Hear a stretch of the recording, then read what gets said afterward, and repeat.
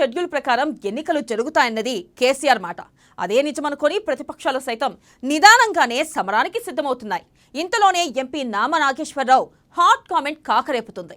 ఎన్నికలకు ఎంతో కాలం లేదు, గులాబీ సైనికుల్లారా జస్ట్ కుదిరితే దసరా లేదంటే దీపావళి అని బరస్ట్ అయ్యారు. ఇంతకీ తెలంగాణలో ఎన్నికలు ఎప్పుడు అనేది మరోసారి చర్చగా మారింది.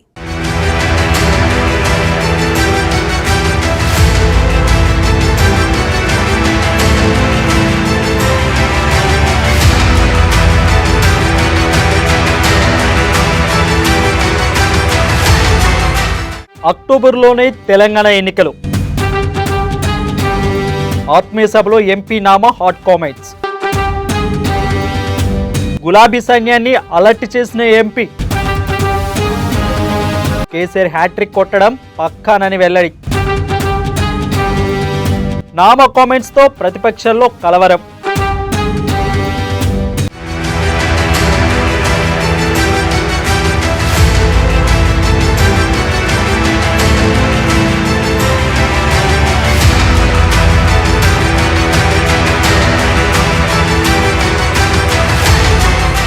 తెలంగాణలో మళ్లీ ముందస్తు ఎన్నికల మాట తెరపైకి వచ్చింది. ముందస్తు ముచ్చటే లేదని, షెడ్యూల్ ప్రకారమే ఎన్నికలు జరుగుతాయని సీఎం కేసీఆర్ ప్రకటించారు. కానీ ఆ విషయాన్ని ఉటంకిస్తూ BRS MP Nama Nageswara Rao interesting comments చేశారు. అక్టోబర్లో అసెంబ్లీకి ఎన్నికలు జరుగుతాయని ప్రకటించి సరికొత్త చర్చకు తెరతీశారు. ఖమ్మం జిల్లాలో బీఆర్ఎస్ ఆత్మీయ సమ్మేళనంలో మంత్రి పువ్వాడ నామా నాగేశ్వరరావు ఆధ్వర్యంలో నిర్వహించారు. ఈ సందర్భంగా వారు కూల్ వెదర్లోనూ హాట్ కామెంట్స్ చేశారు.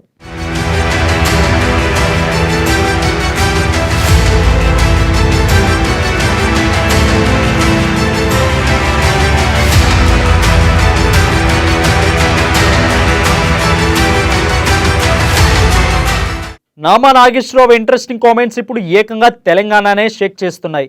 రాష్ట్రంలో అక్టోబర్ లేదా నవంబర్లో ఎప్పుడైనా ఎన్నికలు జరుగుతాయని ఎంపీ నామా నాగేశ్వరరావు నోరు జారారో లేక ప్రతిపక్షాలను పరుగులు పెట్టించాలని చూశారో తెలియదు, కానీ మిర్చి ఘాటును మించిన కామెంట్స్ ఇప్పుడు విపక్షాలకు కంటి మీద కునుకు లేకుండా చేస్తుంది. అలాగే మూడోసారి కూడా కేసీఆర్ ముఖ్యమంత్రి అవడం ఖాయమని కుండ బద్దలు కొట్టేశారు. రాబోయే ఎన్నికల్లో పువ్వాడ గెలిచి తీరుతారన్నారు. వచ్చే ఎన్నికల్లో గెలుపు బాధ్యతను మంత్రిగా పువ్వాడ మీద, ఎంపీగా తన మీద సీఎం కేసీఆర్ పెట్టారని చెప్పారు. అక్టోబర్లో మళ్ళా మనకి ఎమ్మెల్యే ఎన్నికలు రాబోతున్నాయి.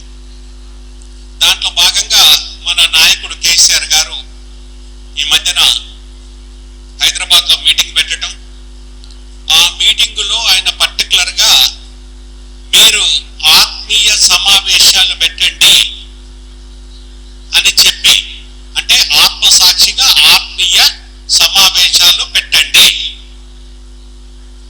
మనం మనస్ఫూర్తిగా అందరం కలిసి ఉండాలనే భావంతోని ఇక తెలంగాణలో బీఆర్ఎస్ ఎన్నికల ప్రచారం మొదలు పెట్టాలని ఎంపీ నామా నాగేశ్వరరావు మంత్రి పువ్వాడ అజయ్ క్యాడర్కు సూచించారు.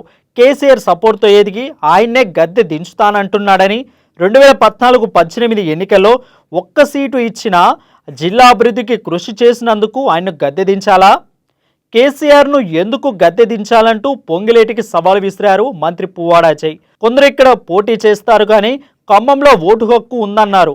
తాను పెరిగింది చదివింది ఇక్కడేనని, చచ్చేది కూడా ఇక్కడేనని, మీకు ఇక్కడ మట్టిలో కలిసే దమ్ముందా అని ప్రశ్నించారు పువ్వాడ అజయ్.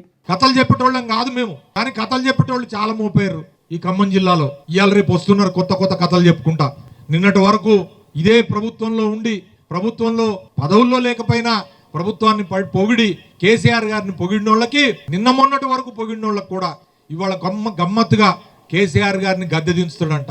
ఎందుకు దించుతావా కేసీఆర్ని గద్దె?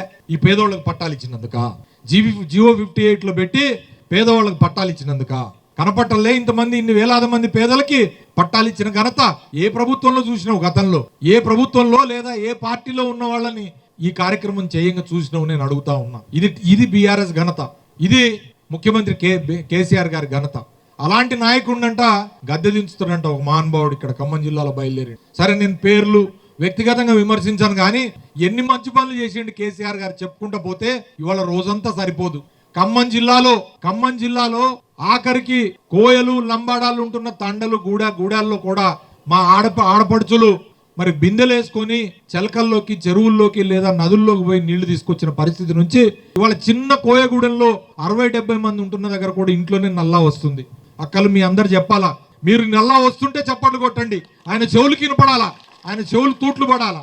నల్లాకి నీళ్లు వస్తున్నాయి, ఆ నల్లా నీళ్ళల్లో కేసీఆర్ కనపడుతుండా లేదా అని. నల్లా నీళ్లు తాగుతుంటే మనకు తెలుసు ఆ నల్లా నీళ్ళ రుచి ఏందనేది. అవి బోర్ నీళ్లు కాదు, అవి నాగార్జున సాగర్ నీళ్లు, అవి శుభ్రంగా ఉంటాయి. మహానుభావులు మినరల్ వాటర్ తాగేటోళ్ళకి తెలియదు కదా నల్లాలో నీళ్లు వస్తున్న సంగతి. నల్లాలో నీళ్లు వచ్చినా కేసీఆర్ టవర్స్ లో ఉన్న పేదవాళ్ళు ₹1 ఖర్చు పెట్టకుండా ఇవాళ డబుల్ బెడ్రూమ్ ఇల్లు ఒకే దగ్గర 1250 డబుల్ బెడ్రూమ్ ఇల్లు టేకులపల్లి ఈ 2000 ఇళ్లలో 1250 డబుల్ బెడ్రూమ్ ఇల్లు పేదవాళ్ళకు ఒక గేటెడ్ కమ్యూనిటీ లాగా కట్టించారు కేసీఆర్ గారు ఖమ్మంలో. మరి అది చూద్దాం రా, నీ కళ్ళుంటే అది చూద్దాం రా, చూపిస్తాను నేను. ఇవాళ ఏమైంది ఈ ప్రభుత్వం కళ్ళబొల్లి మాటలు. కేసీఆర్ గారు మైక్ తీసుకుంటేనంట అన్ని కళ్ళబొల్లి కబుర్లు చెప్తాడంట. మహానుభావుడు ఇవాళ కళ్ళబొల్లి కబుర్లు చెప్పడానికి ఒక ఆయన వచ్చి చెప్తున్నారు. మొత్తంగా ముందస్తు ముచ్చటే లేదని కేసీఆర్ ప్రకటించగా తాజాగా మంత్రి అజయ్, ఎంపీ నామా చేసిన వ్యాఖ్యలు ఇప్పుడు తెలంగాణలో సరికొత్త చర్చ మొదలైంది. మరి వీటిని వారు సమర్థించుకుంటారా లేక మీడియా వక్రీకరించిందని తప్పించుకుంటారా అనేది చూడాలి.